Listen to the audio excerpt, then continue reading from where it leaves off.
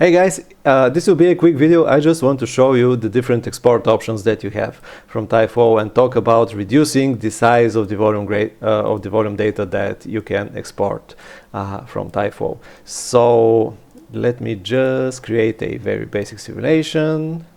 Here it is.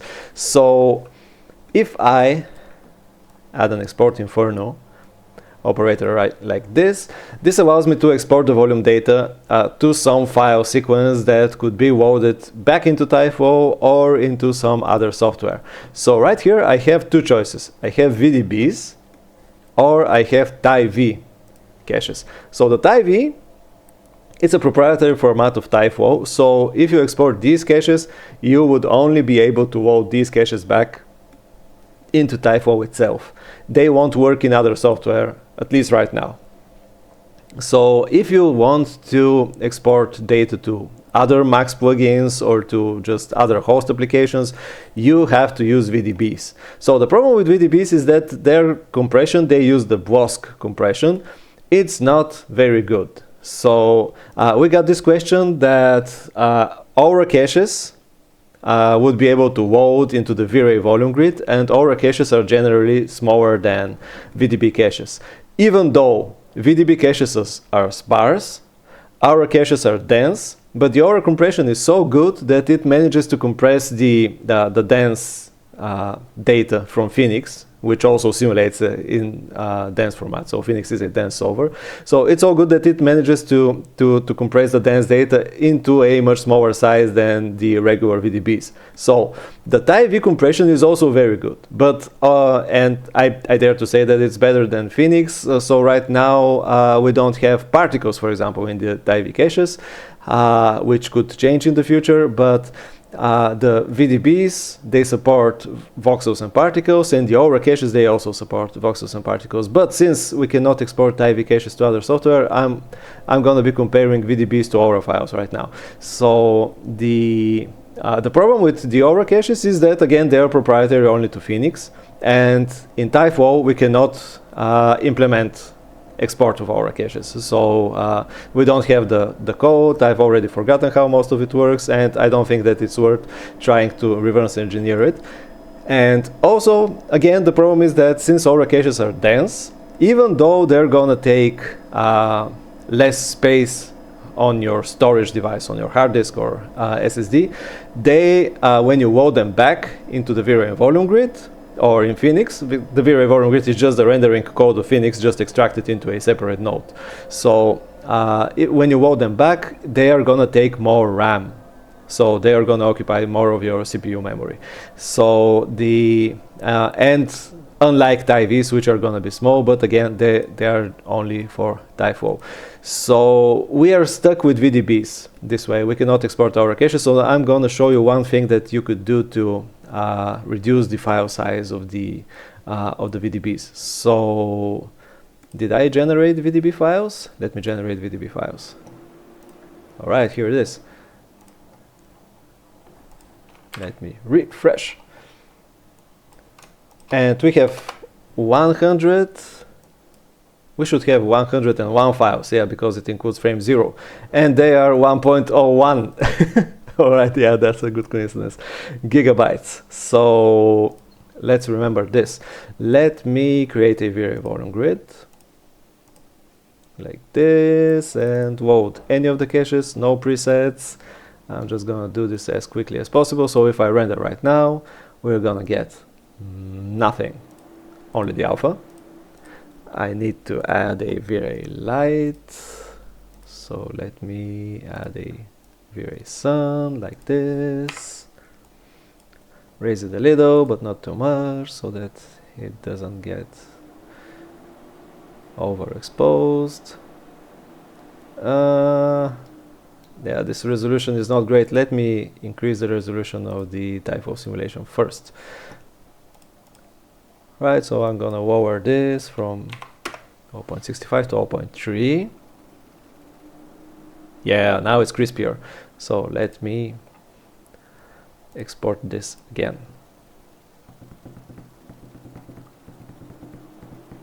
Exporting Inferno files. Yeah, Right, so this time they are larger. So let me refresh. So refreshing. No, they are still 1 gigabyte. Why? Why are they just 1 gigabyte? Let me create the VDB files again. Oh yeah, because I haven't, hold on. Now I'm exporting them to the My Documents folder or something like this. Yeah, so I gotta point them to the desktop. Sorry. Generating the VDB files again. This time for real. Alright, alright. Yeah, because I have too much stuff on my desktop, now Windows is gonna suffer. Alright, 5.3 gigabytes. Alright, let's just remember this. 5.3. And if I render this in VRay right now, yeah, I get the same result because the Monday to Friday VDBs haven't reloaded yet. Yeah, let me scroll the timeline, let me render again. It's just rendering the same file that it already had loaded into RAM. So now it's gonna show the real thing. Okay, so this is detailed enough. Let me make the frame buffer a bit more vertical. Right, and also let me just turn off the volume wide cache so that we don't see these artifacts. Hold on, where is the volume grid? Here it is. Alright, going into the volumetric options, I'm gonna disable volume wide cache so that we don't get, we're gonna trade the voxel sized artifacts to pixel size noise. Voxel size noise traded for pixel size noise. Alright, this is good. So the option that I want to show you is this one. So here in the Export Inferno, now we know that the velocity is the largest channel possible. So it takes the most space because it uses 3 values. It uses the X, Y, and Z. So it is as big as the density plus temperature plus color plus fuel, like the 3 scalar channels. Color is also 3 channels, but it could be smaller if we use 8-bit color. So the velocity is as large as the density, temperature, and fuel combined. And it's actually even larger because we don't have density, temperature, and fuel everywhere, while we have velocity everywhere, even in the invisible voxel. So this makes it even worse. So the biggest offender that we have to take care of when we want to reduce the size of the exported data is the velocity. So here is this option here. We can mask the velocity with the density. This means that we're gonna export velocity only to those voxels that have any density in them. For all of the other voxels, the velocity is gonna be 0, and this is gonna just compress very well. It's gonna be just almost completely stripped out of the volume. So this is gonna reduce the file size a lot, and this is the option that I wanted to show you. However, when you use velocity, this means that it is gonna affect the motion blur. So if you are gonna render this cache with motion blur, just beware that there are gonna be some changes. Let me try and see how much it changes. So let me first disable this. I'm just gonna enable motion blur on VRay, and I'm just gonna compare the caches. VRay camera, motion blur, here it is.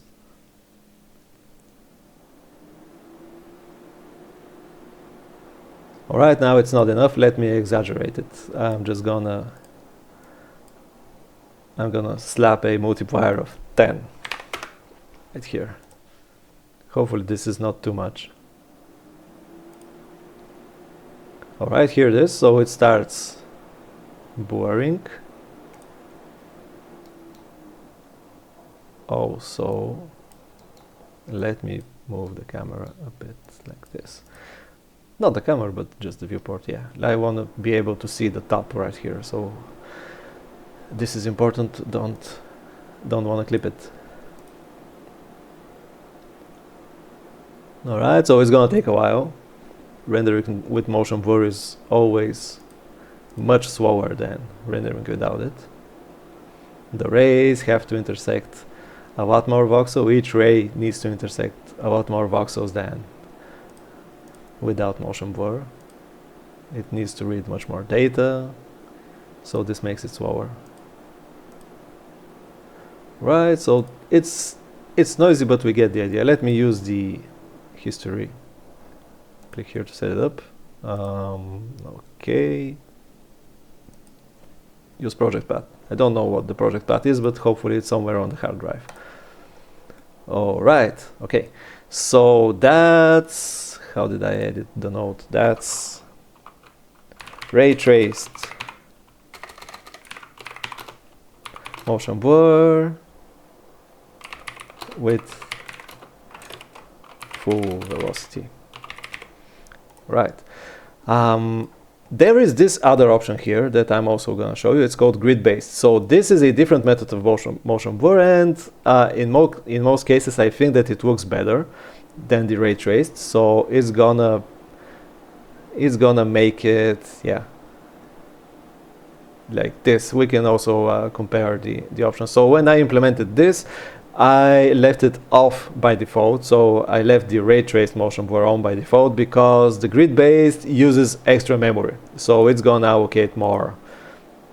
Here it is. So this is how it's gonna create an entire new grid that is gonna take up extra RAM. So this is why I left it off by default, but I think that it produces better working results. So it creates these streaks that look better. You don't see them a lot in the regular ray traced motion blur, so I think that this one is more correct. All right, let me save this. Okay, so it's on top. It's grid based, full velocity. Right. Okay, next I'm gonna enable the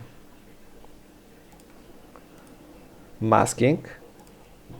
So again, let's remember it was 5.3 gigabytes. So enable the masking, generate the VDB files again.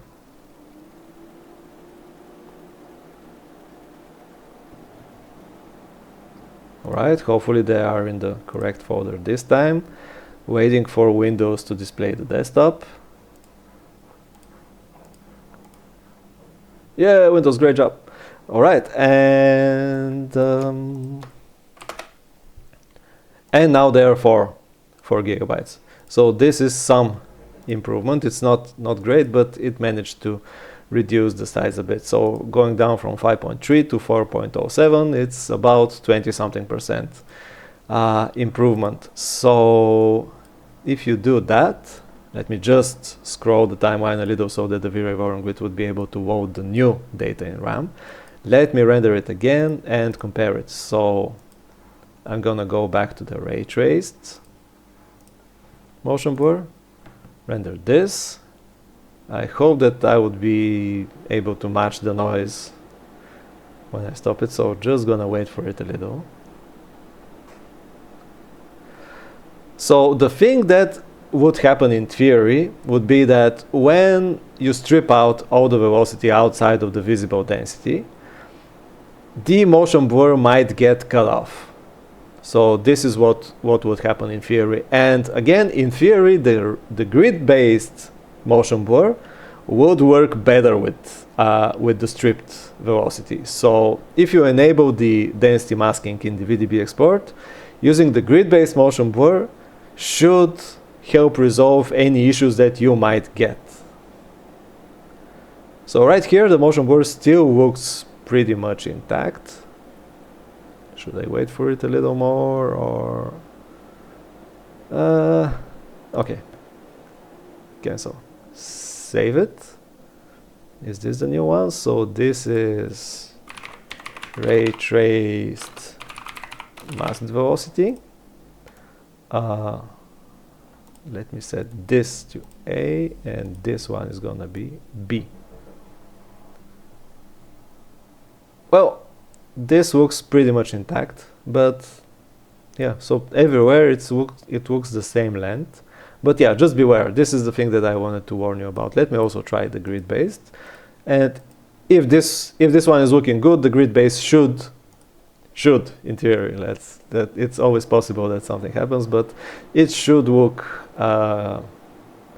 also just as well as it did before the masking. But yeah, maybe this simulation is just simple enough that it doesn't show any differences. Maybe if it was more explosive, if it had higher velocities, or just the velocities were more interleaved with empty space or stuff like this, maybe then it would show these artifacts. I just want to warn you about this and give you the tools to fight it in case you have any issues with it. But yeah, it looks like for a simple scene like this, it's good enough. Yeah, also the temperature doesn't show because I should have exported in kelvins. Yeah, but just in order to see the effect of the motion blur, we don't need temperature right now. So stop it, set a node, grid based, masked. The masked hero.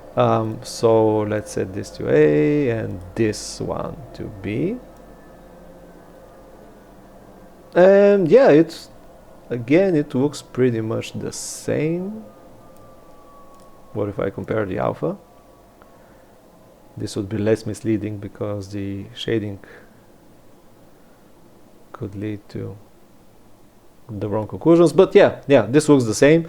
And again, let's compare this and that. Yeah, again, it looks like only the noise is the difference. So okay, this is what I wanted to show you guys. So this is one way to reduce the size of the exported VDBs so that they take less space on the hard drive. Since the VDBs are sparse, they're always gonna take as little as possible CPU RAM. And if you render on GPU, of course, also GPU RAM. So yeah, thanks guys for watching, and see you in the next video. Bye.